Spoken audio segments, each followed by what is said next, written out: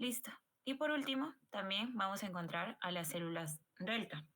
Estas células delta también las vamos a encontrar en poca proporción y van a secretar la hormona, la somatostatina.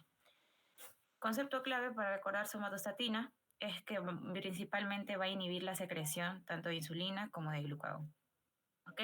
Y acá tiene un esquemita igual, ¿no? De un islote, en la cual tenemos las células alfa en la periferia y las células beta en el centro. Por último, en esta parte, para completarlo, vamos a hacer un cuadro comparativo, ¿no? Entre las acciones, la conformación bioquímica, el estímulo que estimula la secreción de insulina, glucagón y la acción que tiene cada una de ellas, ¿no? Como cuadro comparativo para que se quede más claro.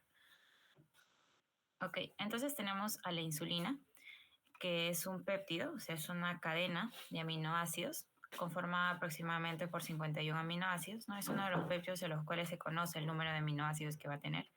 El glucagón va a ser un péptido más chiquito porque tiene menos aminoácidos, aproximadamente 31. La insulina va a ser sintetizada y secretada, ya habíamos dicho, por las células beta del páncreas, y el glucagón por las células alfa. El principal estímulo para la secreción de insulina va a ser que los niveles de glucosa en sangre estén altos. O sea, si las células beta, ¿no?, detectan que en la sangre hay un aumento de la concentración de glucosa, van a secretar la insulina. ¿Es el único estímulo? No. Hay más estímulos, por ejemplo, el aumento de la concentración de aminoácidos, el aumento de la concentración de ácidos grasos, el aumento de la concentración de incretinas, como el GIP, ¿no?, que es un péptido intestinal que se secreta cuando estamos haciendo la digestión, absorción de los alimentos. Recordar esto, el principal estímulo de la insulina es la glucosa, pero no es el único. Y del glucagón, el principal estímulo para su secreción es el aumento, ¿no?, de la concentración de aminoácidos en sangre. Esto de aquí, los órganos diana o órganos blanco en los cuales va a llegar la insulina para ejercer su acción son importantes, ¿no? Eso siempre les van a preguntar y deberían saberlo, ¿no? Entonces, la insulina va a ejercer su acción ¿en qué órganos? En el hígado, en el músculo y en el tejido adiposo principalmente. O sea, esos son los tres principales que tienen que recordarse. Y bueno, el glucagón principalmente ejerce su acción a nivel del hígado. ¿Cuál es la acción de la insulina? Si les preguntan, ¿no? Están ahí y les preguntan, ¿cuál es la principal acción de la insulina? Pues de manera sencilla pueden responder que disminuye la concentración de glucosa en sangre. ¿Cómo lo hace? Hay varios mecanismos y los principales es regular justamente el metabolismo, ¿no?, tanto de carbohidratos, lípidos y proteínas. Y de glucagón, de manera sencilla, pueden decir que es lo contrario, ¿no? Van a aumentar más bien las concentraciones de glucosa en sangre y esto lo hace en situaciones en las cuales estamos, por ejemplo, en ayunas y necesitamos movilizar las reservas, ¿no?, para poder usarlas. ¿Y cómo lo hace? Pues el glucagón principalmente va a sacar las reservas de glucosa que tenemos, por ejemplo, el glucógeno. El glucógeno es una reserva de glucosas, entonces lo que tenemos que hacer es romper ese glucógeno para poder sacar la glucosa, ¿no?, y tenerla disponible en la sangre. ¿Cómo se llama ese proceso? Glucogenólisis, ¿no? Glucogenólisis. Romper el glucógeno.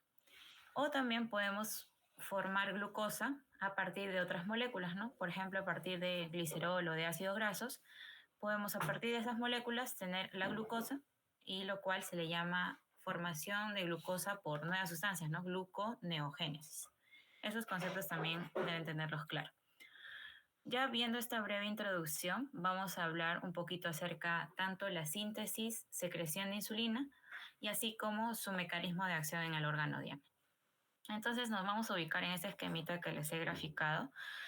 Tenemos aquí un vaso sanguíneo y tenemos que este vasito sanguíneo está llegando al páncreas, ¿no?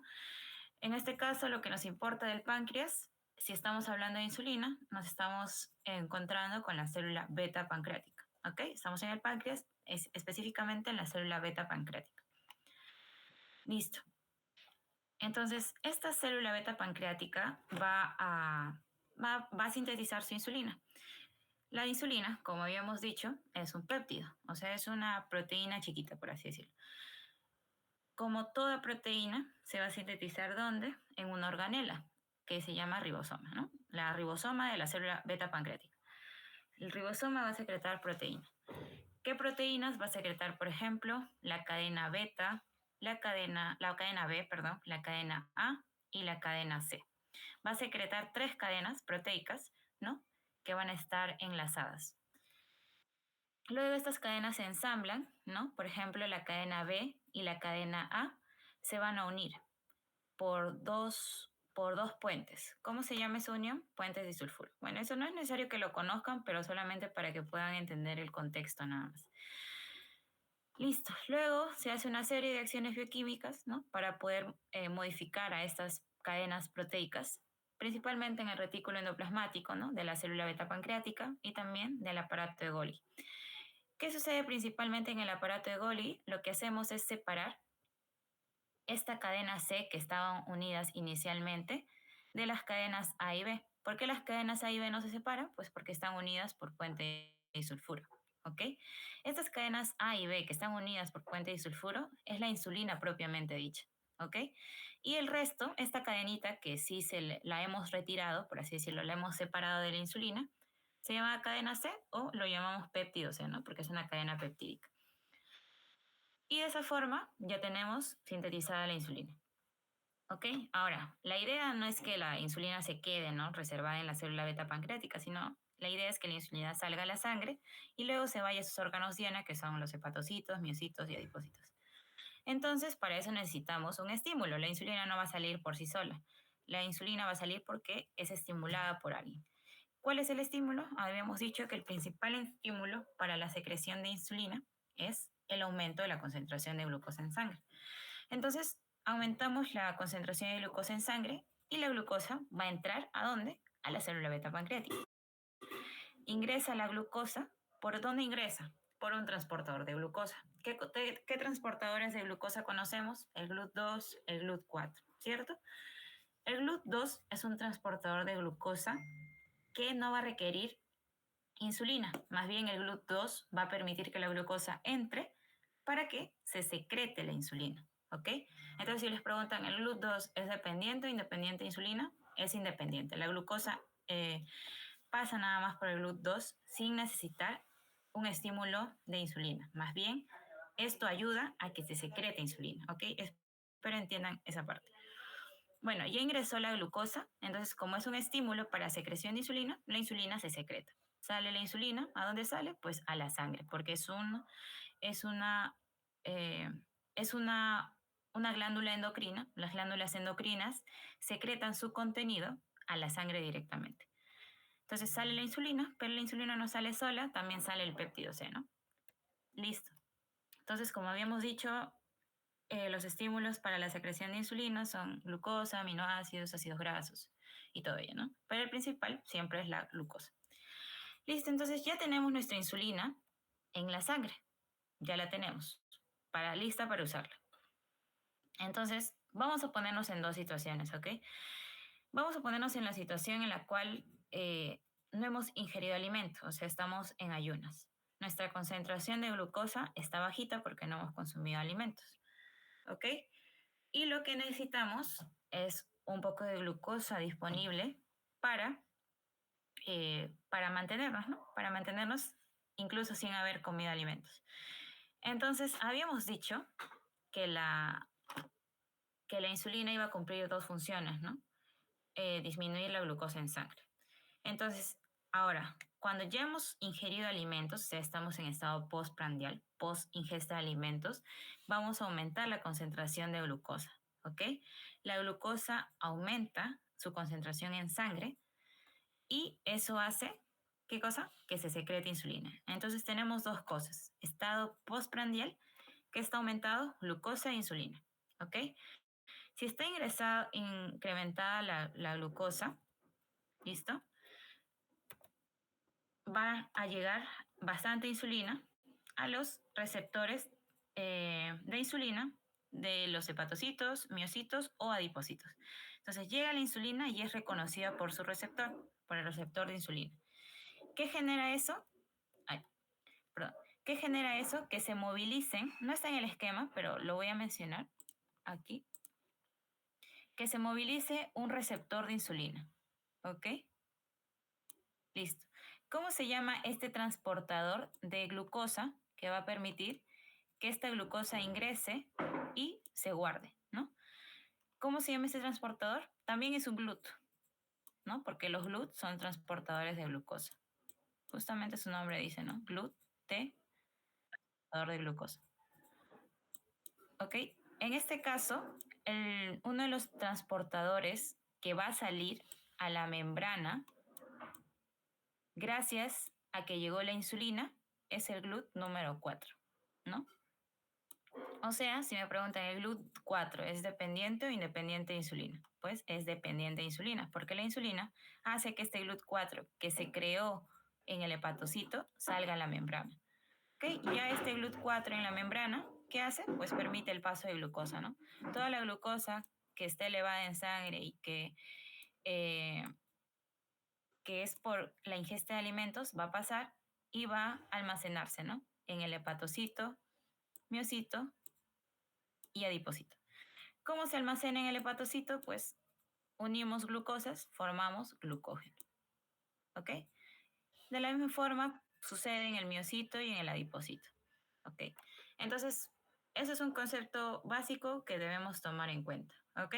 Ahora, la insulina, si bien ejerce su acción principalmente guardando glucosas y formando glucógeno, no es su única acción, ¿no? La insulina se mete en muchas acciones. La insulina también, por ejemplo, ya mencionándolas nada más, no está en el esquema, es que va a promover también la captación de aminoácidos.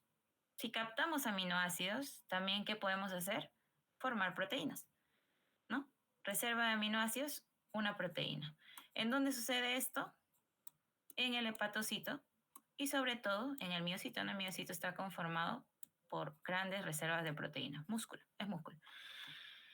Luego también puede favorecer la captación de ácidos grasos y los reserva en forma de triglicéridos. ¿Dónde hace eso? Principalmente los triglicéridos lo almacena tanto en el hepatocito, pero principalmente en el adipocito, ¿no? En el miocito no tanto. Entonces, como vimos, la insulina tiene su acción principal regulando las concentraciones de glucosa en sangre, pero también puede hacer que se reserven aminoácidos y ácidos grasos, ¿no? Entonces, ese sería un breve resumen de lo que es la parte de páncreas endocrino. Si tuvieran alguna duda la pueden hacer. Si no, podemos comenzar con la siguiente parte de repaso.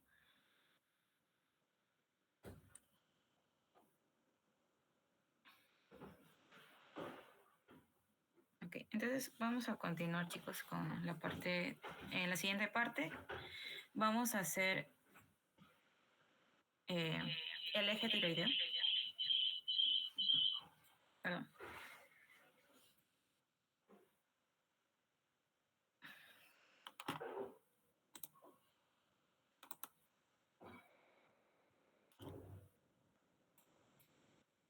Ya. Entonces vamos a continuar con la siguiente parte de repaso. Vamos a comenzar con el eje tiroideo, ¿ok? Listo. Entonces vamos a comenzar con el eje tiroideo. ¿Por qué le llamamos eje tiroideo, no? Porque si bien la principal hormona, o mejor dicho, la principal glándula que va a ser la protagonista, por así decirlo, ¿no? De este eje es la tiroides. La tiroides es una glándula que está, ¿no? Debajo de la laringe, la parte anterior del cuello. La protagonista es la tiroides. Sin embargo, esta tiroides no funciona aisladamente. La tiroides funciona gracias a que la parte de arriba, o sea, el eje central, que es sistema nervioso central, en este caso hablamos de hipotálamo, hipófisis, es la que le va a dar las órdenes, ¿no? De lo que tiene que hacer. O sea, justamente por eso hablamos de un eje. No hablamos aisladamente de la tiroides, hablamos de un eje hipotálamo, hipófisis, tiroides, porque la tiroides no funciona aisladamente. Okay, entonces ya hemos mencionado que la tiroides no funciona de forma aislada, sino que recibe órdenes externas, o sea, de arriba, del eje, ¿no? Del centro, para ejercer su acción, de lo que tiene que hacer. Entonces tenemos al hipotálamo. El hipotálamo, como seguro ya lo han visto en anatomía, tiene varios núcleos, ¿no? Núcleos celulares, núcleos de células que van a secretar hormonas. y algunas otras sustancias químicas. En este caso, en el eje hipotálamo hipófisis tiroideo, lo que necesitamos principalmente son a los núcleos paraventriculares. ¿Por qué? Porque estas van a secretar una hormona. ¿Cómo se llama la hormona? Hormona liberadora de tirotropinas, ¿no? Conocida como la TRH. ¿Esta hormona dónde va a ir? Pues a la hipófisis. ¿A qué parte de la hipófisis? No a toda la hipófisis, ¿no? Sino principalmente a la hipófisis anterior o adenohipófisis. Ya que en esta adenohipófisis vamos a encontrar varios grupos celulares, ¿no? Recuerden, en la adenohipófisis encontramos a las tirotropas, encontramos a las gonadotropas, encontramos a las corticotropas, también a las que van a secretar las hormonas de crecimiento, ¿no? Y etcétera. Entonces, esta TRH va a ejercer su principal acción sobre cuáles, sobre las tirotropas, ¿no? Es un grupo de células que están en la adenohipófisis. ¿Y qué le va a hacer a las tirotropas? Pues las tirotropas, gracias a la indicación y la orden de la TRH, van a secretar una hormona. ¿Cómo se llama la hormona? Hormona estimulante de la tiroides, o conocida como TSH. Justamente como su nombre lo dice, como su nombre lo dice, es hormona estimulante de la tiroides, o sea, va a estimular a la glándula tiroides. ¿Ok? Entonces, esta hormona va a ser el estímulo directo de la glándula tiroides. Ahora, recuerden, la glándula tiroides es una glándula que va a estar conformada por múltiples nódulos, por múltiples folículos. ¿Cómo se llaman estos folículos? Pues fácil, folículos tiroideos, ¿no? Estos folículos tiroideos van a ser la unidad funcional de la tiroides y van a tener dos partes importantes, ¿no? Aquí en este esquema estamos representando a un folículo tiroideo y este folículo tiroideo está conformado por dos partes principales, ¿no? Tenemos, por ejemplo, su coloide, es la parte central del folículo y está conformada por una capa de células, ¿no? Por una capa de células llamadas, pues, células foliculares. Eso es sencillo. Y esto lo estamos diciendo porque justamente estos folículos tiroideos van a ser el lugar donde se van a sintetizar las hormonas tiroideas. ¿Por qué se sintetizan las hormonas tiroideas? Porque ha llegado el estímulo, ¿no? De la TSH. Ese estímulo genera que estos folículos secreten las hormonas tiroideas. ¿Cuáles son las hormonas tiroideas? Pues son dos, ¿no? T3 y T4. Triiodotironina y tetraiodotironina. ¿Ok? Entonces, ya vimos que esta tiroides no funciona aisladamente, sino gracias a una orden del eje central. Ahora, estas hormonas no se van a liberar constantemente, ¿no? Sino más bien, estas van a regular al eje. Por ejemplo, si hay un aumento de la secreción de T3 y T4, lo que vamos a hacer es decirle, ¿no? A la hipófisis que ya estamos, ¿no? Ya estamos suficientes y ya no necesitamos más. Entonces, indicamos, en este caso, el hipotálamo y le decimos que ya no secrete su hormona. ¿Cuál era la hormona del hipotálamo? La TRH. Entonces, lo que estamos haciendo es inhibir al hipotálamo. A esto, ¿cómo se le conoce? Como retroalimentación negativa o feedback negativo, ¿no? Entonces, si inhibimos al hipotálamo, ya no hay TRH, por ende ya no hay TSH. O sea, lo que estamos haciendo es inhibir a todo el eje, ¿ok? Lo inhibimos y ya no secretamos más hormonas tiroideas. Y así eso se va haciendo cíclicamente, ¿no? Cuando comencemos a necesitarlas de nuevo, activamos el eje y todo cae en cascada. Ok, entonces ya vimos el eje hipotálamo, hipófisis, tiroides. Ahora lo que vamos a ver ya es enfocarnos básicamente en la glándula tiroides, específicamente en sus folículos tiroideos.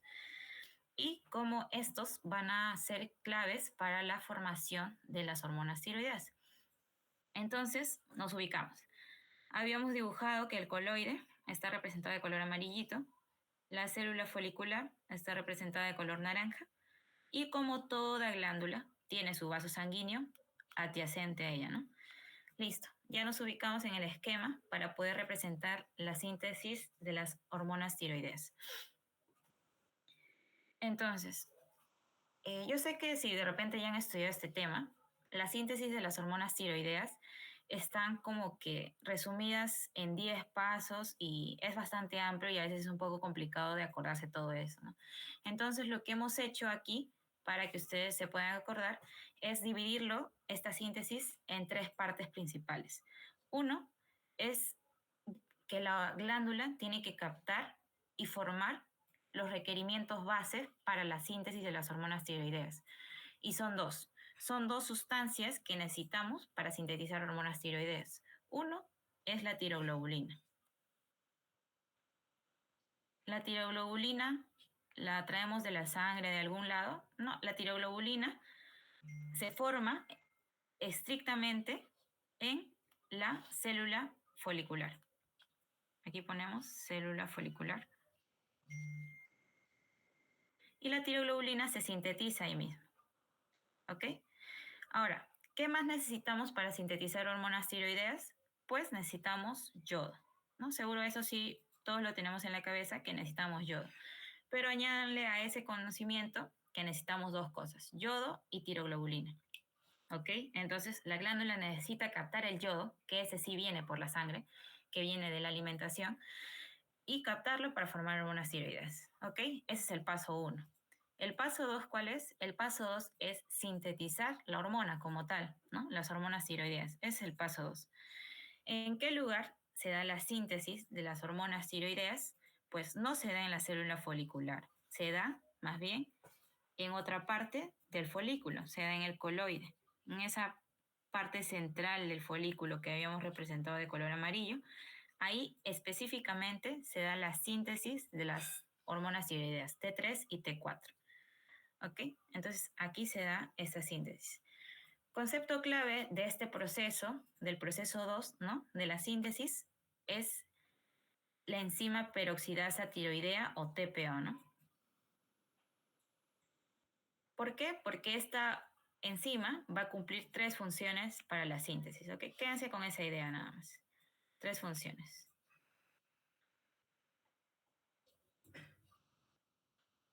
Y por último, el paso 3, pues ya formamos las enzimas. ¿Qué tenemos que hacer? Sacarlas a la sangre.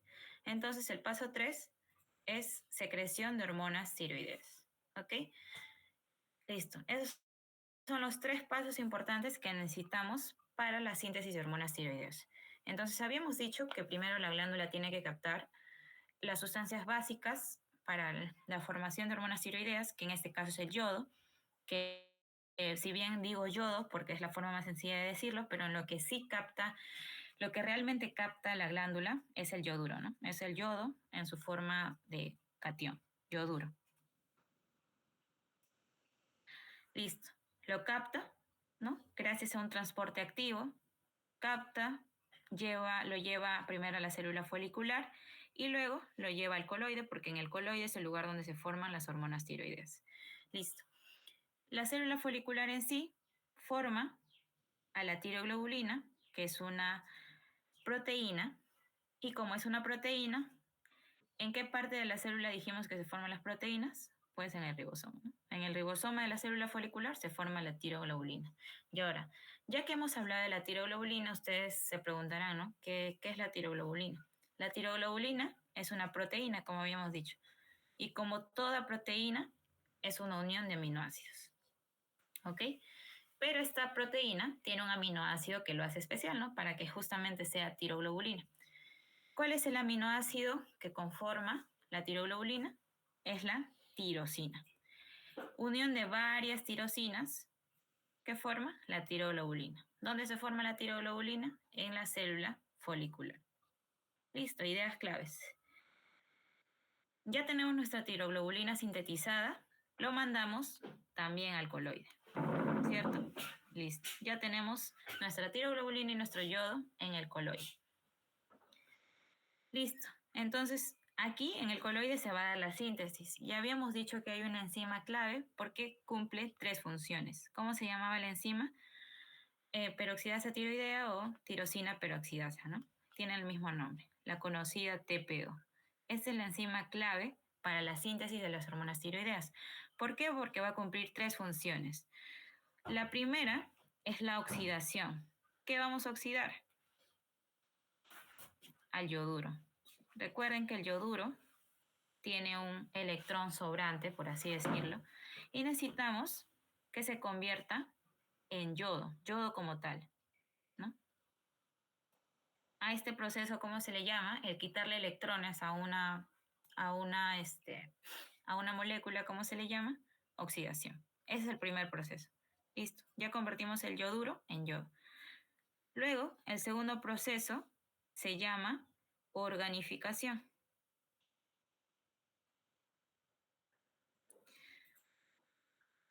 Organificación, ¿ok?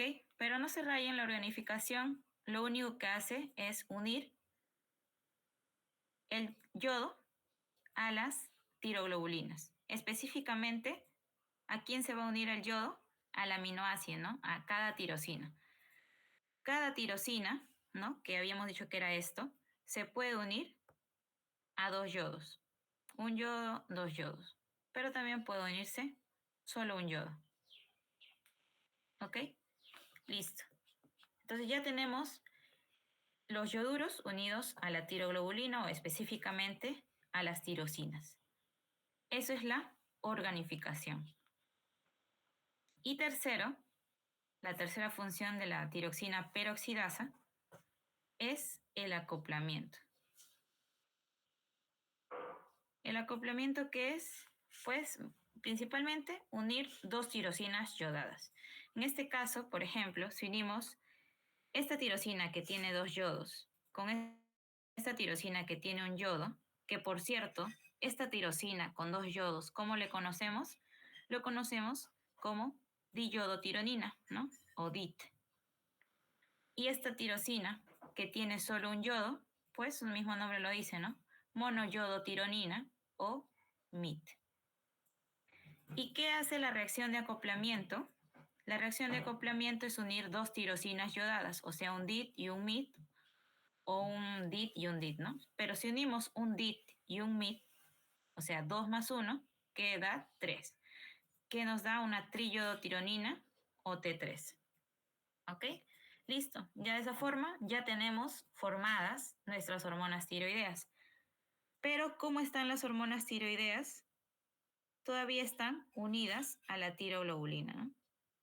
Y no salen de ahí, se almacenan de esa forma, o sea, las hormonas tiroideas se almacenan en forma de tiroglobulina hasta que llegue el estímulo para secretarlas.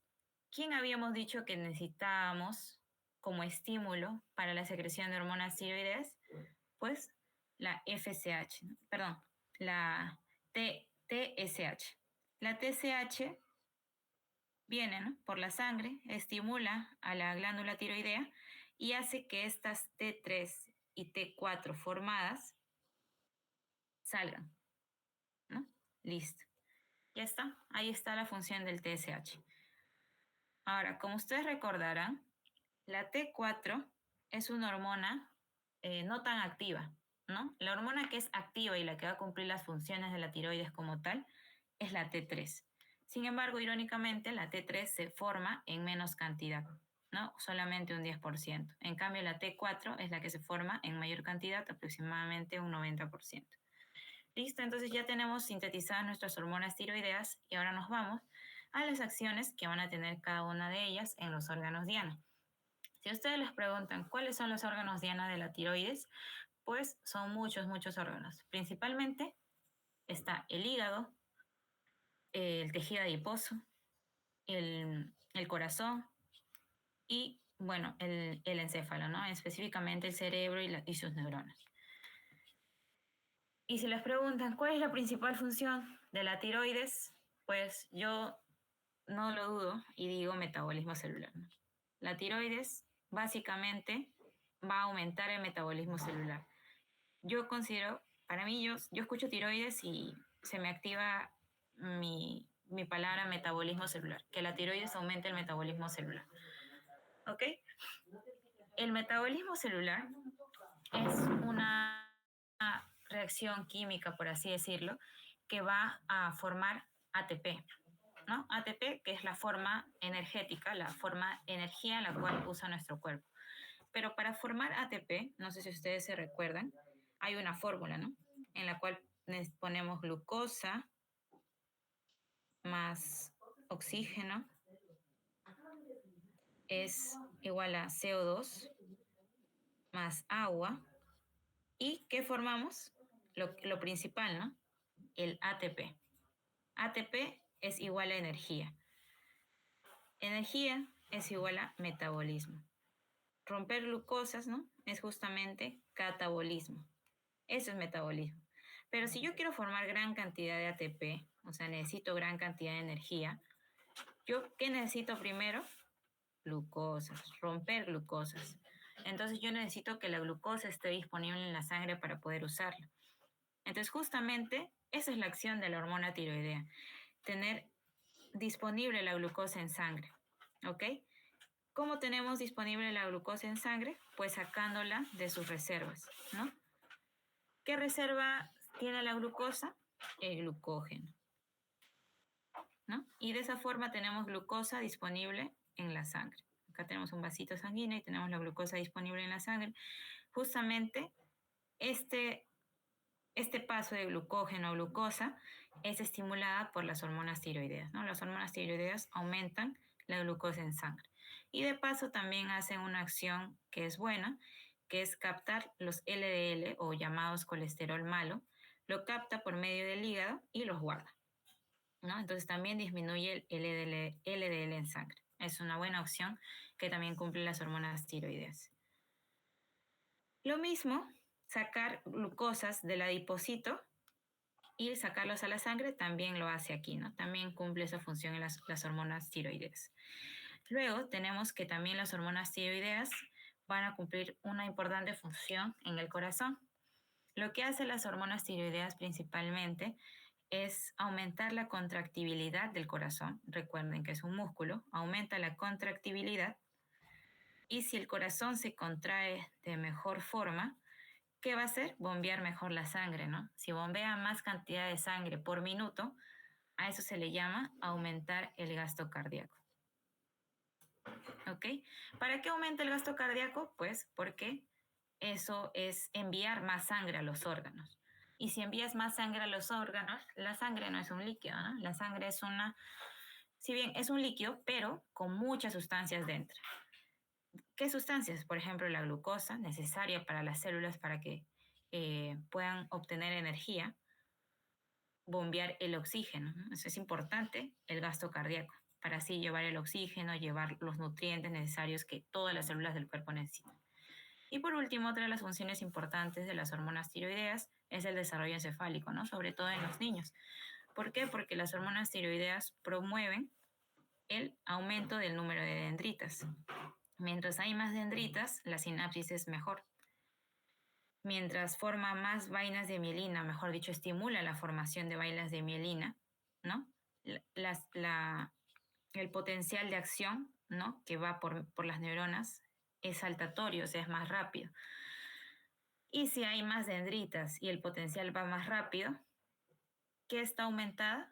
Pues la sinapsis, ¿no? Que es la comunicación de neuronas. Entonces, todo eso es estimulado por las hormonas tiroideas. Ok, si les preguntan en su examen cuál es la principal función de la tiroides, sin dudas, aumentar el metabolismo celular. Ok, listo, entonces ya con eso hemos terminado con la parte de tiroides y vamos a comenzar con otro tema, dos temas que nos faltan, que es el eje hipotálamo, hipófisis, ovario, ¿no? Que se va a encargar principalmente de dos funciones, ¿no? En el caso de las mujeres, que es la ovulación y el ciclo menstrual. Aquí he hecho un resumen que va a englobar prácticamente ovulación y ciclo menstrual en una sola slide para que se puedan llevar solamente lo más resaltante, ¿no? de este tema y no se estén rayando de repente estudiando más cosas. Entonces, con esta idea previa ya ustedes pueden complementar lo que hice en sus diapositivas y ya con eso van finos al examen. Entonces, como habíamos mencionado anteriormente, se habla de eje porque este ovario no funciona de forma aislada, ¿no? Sino que necesita estímulos de hormonas que van a ser sintetizadas por la hipófisis. En este caso, el FSH y LH, ¿no? ¿Quién secreta FSH y LH? pues las hormonas gonadotropas de la adenohipófisis. Esta adenohipófisis secreta LH, secreta FSH, ¿no? Y las manda a la sangre para que por medio de la sangre pueda llegar a dónde? Pues a la gónada femenina, ¿no? Que es el ovario. Aquí tenemos un ovario. Listo, entonces vamos a comenzar hablando acerca de la fase folicular y de la ovulación. ¿Ok? Entonces recordemos, y seguro mucho lo han escuchado, y por ahí les ha quedado alguna idea previa de esto, es que las mujeres vamos a comenzar o mejor dicho, venimos con unas ovogonias, ¿no? Desde la etapa fetal. En la etapa fetal, todas las mujeres en nuestros ovarios vamos a tener células, ¿no? Células que posteriormente van a llegar a ser ovocitos y posteriormente van a llegar a ser óvulos, ¿no? Que van a ser fecundados. Entonces, lo que quiero que se lleven de esto es que nuestros ovarios en nuestra etapa fetal ya tienen sus ovogonias, ¿no? Que están replicándose, a lo cual llamamos mitosis, replicándose para que así al llegar a la pubertad nosotros tenemos un número específico de ovocitos, los cuales vamos a usar y vamos a liberar primero, ¿no? En cada ovulación que se da cada mes y que así de alguna manera se van a ir gastando, se puede decir, ¿no? Listo. Entonces, en la etapa fetal tenemos ovogonias, ¿no? Que son, por así decirlo, las células madre de los ovocitos y de los futuros óvulos. Estos se van a estar replicando para así tener un número aproximado de ovocitos, ¿no? Esta ovogonia, una de estas ovogonias, agarramos a una ovogonia, porque tenemos varias, agarramos a una ovogonia y la hacemos hacer un proceso llamado meiosis, ¿no? Esto, si bien pueden no acordarse, porque es un poco complejo, pero yo lo pongo aquí para que ustedes entren en contexto de cómo sucede todo esto. ¿Ok? Lo vamos a hacer de forma rápida. Hace meiosis y se queda detenida. O sea, su meiosis no se completa. Se queda detenida. ¿En qué fase? Bueno, se queda detenida en profase 1. Entonces, ¿cómo se llama? Ovocito 1. ¿Ok? Esta ovogonia ya no es ovogonia, sino es un ovocito. Y como se detuvo en profase 1, se llama ovocito 1. Listo. Este ovocito 1, que está representado aquí, ¿no? Es una célula. El ovocito es una célula. Su núcleo y su citoplasma. Este ovocito va a convertirse también en un folículo primordial. ¿Qué es un folículo primordial? Es un ovocito rodeado por células foliculares. Esto de aquí que estoy poniendo, estoy dibujando las células foliculares que están rodeando al ovocito. ¿Ok? Ese es un folículo primordial. Y esto lo tenemos desde que somos fetos, ¿no? Hasta ahí se queda. ¿Y en qué fase está el ovocito? Se quedó en profase 1. Listo. ¿Por qué les digo esto? Porque ahora vamos a hablar puros folículos ováricos. Siempre, seguro ustedes han escuchado folículos ováricos. ¿Dónde se formó el folículo primordial? En la etapa fetal. ¿Y qué es un folículo? Pues no es nada más que un ovocito, ¿no? Un futuro óvulo. Un ovocito rodeado de muchas células. ¿Cómo se llaman esas células? Células foliculares. ¿Ok? Entonces, esto nos sirve para entender lo demás. ¿Por qué? Porque ya cuando estamos en la etapa de la pubertad, vamos a comenzar y reactivar a estos folículos primordiales que, entre comillas, han estado durmiendo. Vamos a reactivarlos. ¿Por qué? Porque en la pubertad hay estímulos hormonales. ¿Qué estímulos hormonales hay?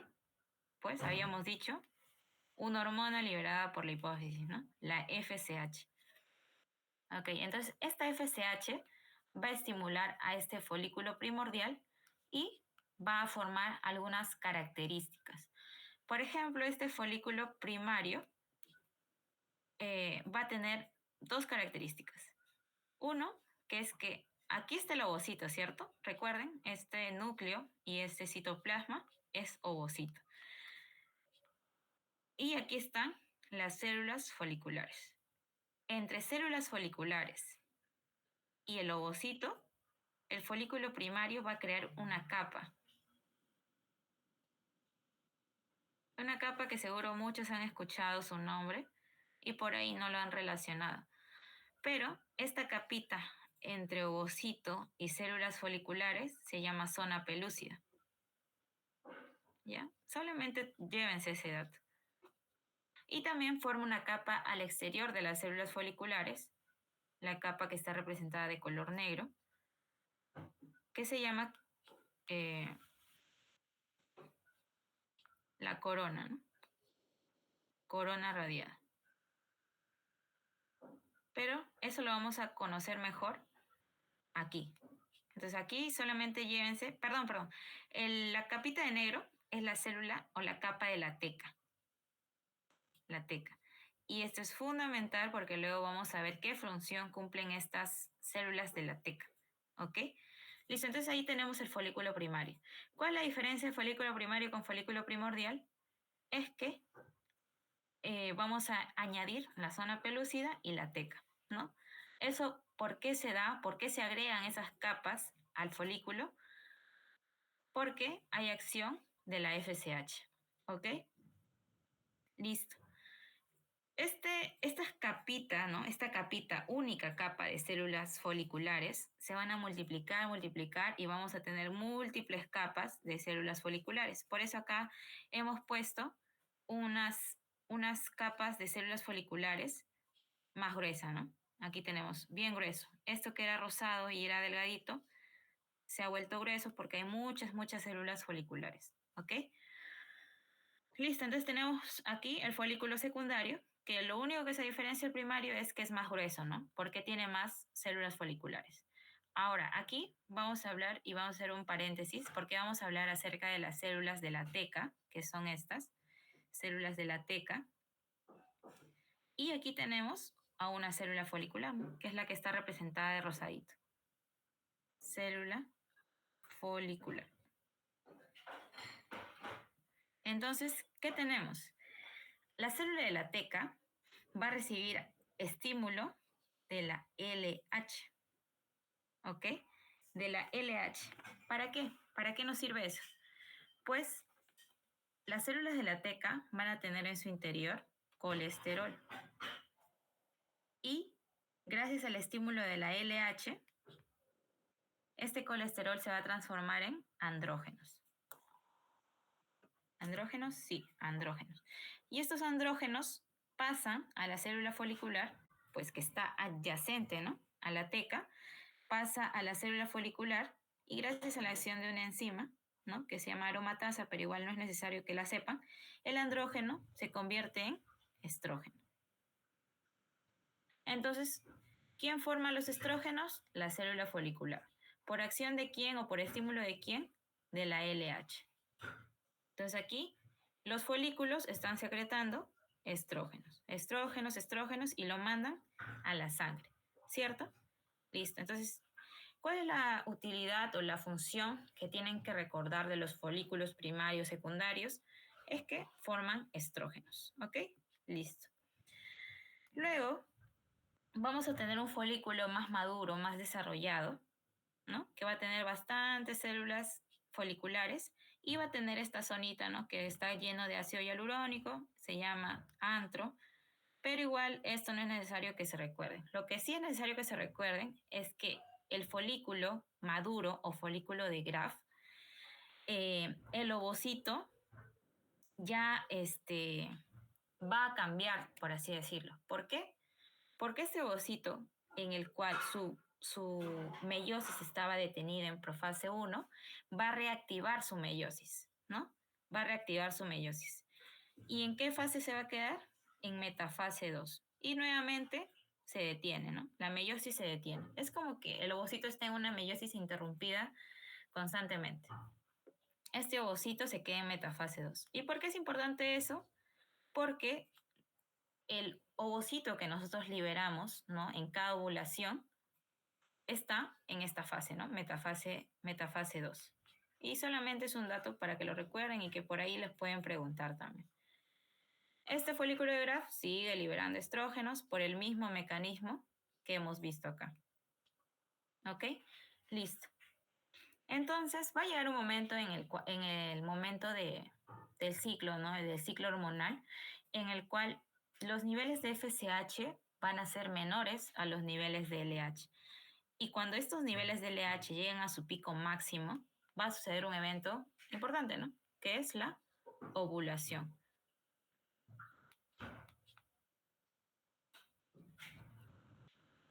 ¿Cómo se hace la ovulación? Pues la LH lo que va a hacer es estimular, va a romper acá, va a romper a este folículo y va a hacer sacar solamente al ovocito con un par de células foliculares rodeándolas y lo va a sacar, ¿no? Lo va a sacar.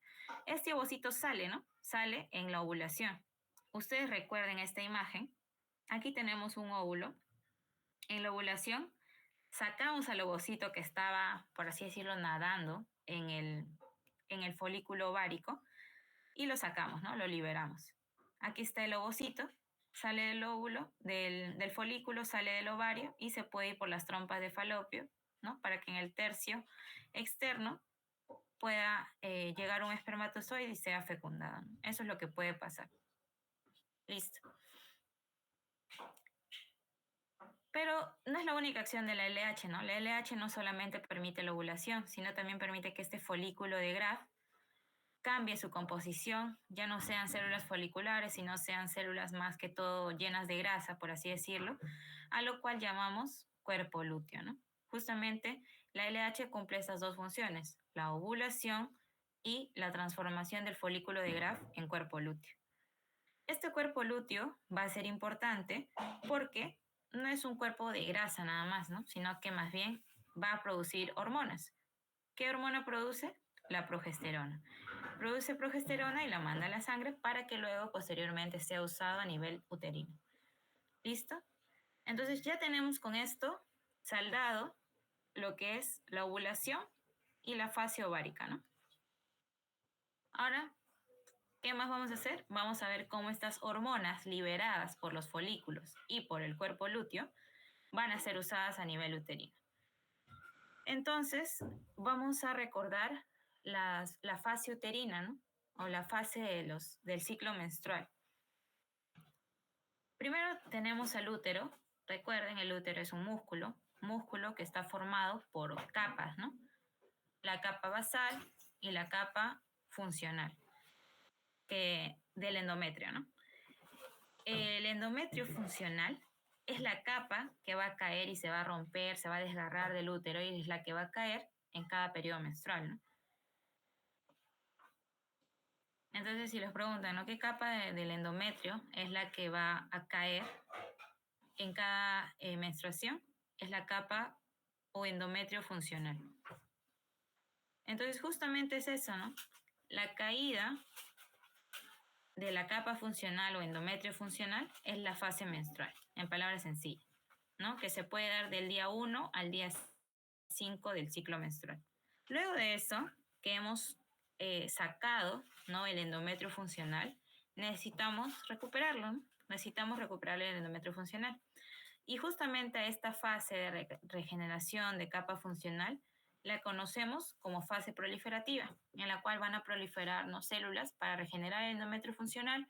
También van a regenerar los vasitos que se han roto, ¿no? Que justamente han sangrado en esa parte del ciclo menstrual. Todo esto sucede en la fase proliferativa, pero este endometrio funcional no se regenera así solo, ¿no? Se regenera por influencia de algo. ¿Qué influencia de quién recibe? Pues de hormonas, como la del estrógeno formado en la fase folicular, ¿no? Del ovario. Listo. Por último, y esto sucede entre los días 5 y 14, ¿no? Justamente terminando el día 14, que termina la fase proliferativa, ¿qué sucedía en el ciclo ovárico? Se daba la ovulación, ¿no? La ovulación se da en el día 14. En ese momento, días más, o sea, entre el intervalo de los días 14, el óvulo está aquí, esperando, ¿no? En las trompas de falopio, esperando a ser fecundado. Entonces, mientras el ovocito está esperando ser fecundado, el útero se está preparando para recibir a ese supuesto embrión que podría formarse, ¿no? Justamente estas condiciones que genera el útero para recibir este embrión se llama fase secretora, ¿no? ¿Qué condiciones generan? Pues se comienza a producir sustancias, ¿no? Más que todo macromoléculas como glucógeno y entre otras reservas que va a poder ser usada por el embrión, ¿no? Cuando éste se implante. Ya, entonces vamos a entrar en dos situaciones, ¿no? Supongamos que en efecto hubo una fecundación y esta, este, eh, este producto se va a venir a implantar en el útero, ¿cierto? Esta implantación se va a dar en el útero, ¿ya? Supongamos que sí hubo una fecundación, entonces va a haber implantación en el útero. Este embrión que se está implantando va a liberar una hormona, ¿no? Que es justamente la hormona que se va a encontrar en la orina de las mujeres, porque esta hormona se va a la sangre y de la sangre llega a los riñones y se va a la orina. Esta hormona es la gonadotropina coriónica, ¿no? Esta hormona va a ser fundamental. ¿Por qué? Porque va a seguir estimulando al cuerpo lúteo a que produzca progesterona. Si produce progesterona, ¿qué sucede? Es que el endometrio funcional va a mantenerse ahí y no cae, ¿ok? Entonces, la implantación genera la gonadotropina coriónica que estimula la secreción de progesterona y la progesterona hace que el endometrio funcional no caiga. Pero si estamos en el caso de que no hay implantación, si no hay implantación de embrión, no hay gonadotropina coriónica. Si no hay gonadotropina coriónica, no hay progesterona. Y si no hay progesterona, el endometrio funcional no se sostiene. Entonces, vuelve a caer. ¿Cómo se llama la caída del endometrio funcional? Fase menstrual, ¿no? La menstruación. Y así, de esa forma, el ciclo se repite. Y listo, con esto hemos visto parte de lo que es ovulación y ciclo menstrual, ¿no? Relacionándolos los dos, porque esos no son procesos aislados, sino que funcionan de forma conectada, interconectada, ya que la fase ovárica, o sea, los ovarios, proveen de las hormonas necesarias para que el útero pueda regenerarse y mantenerse en caso de que haya una implantación. Y si no hay implantación, pues esta capa, ¿no? del útero vuelve a caer. Listo, chicos, entonces aquí ya hemos visto la parte del eje ovárico. Y por último, ya para terminar con este repaso, vamos a ver acerca del eje gonadal masculino, que es un poco más sencillo de entenderlo, pero de la misma forma, el eje gonadal masculino, o sea, la gónada masculina, que son los testículos, no funcionan de forma aislada, sino funcionan gracias a un eje, de la misma forma, hipotálamo, hipófisis, y acá sería testículos, ¿ya? Disculpen el error aquí, es testículos, no es ovario. Testículos. Entonces, vamos a hablar un poquito acerca de la gónada masculina, que son los testículos. Estos testículos van a estar conformados, aquí tenemos un testículo, van a estar conformados por túbulos seminíferos, ¿no? Que son justamente estos tubitos que están graficados de color amarillo, varios tubos. Y rodeando a esos tubos va a estar un intersticio, ¿no? Un intersticio que va a tener células llamadas las células de Leydig o células intersticiales, ¿no? Justamente por eso reciben ese nombre. Estas células de Leydig y estos túbulos seminíferos van a ser importantes para la formación tanto de hormonas masculinas y de la célula que forman los testículos, que justamente son los espermatozoides, ¿no? Entonces vamos a hacer un zoom aquí y vamos a agrandar un túbulo seminífero. Este túbulo seminífero que estaba aquí, lo agrandamos y lo ponemos aquí. ¿Listo? Este que está representado de color medio cremita es un túbulo seminífero.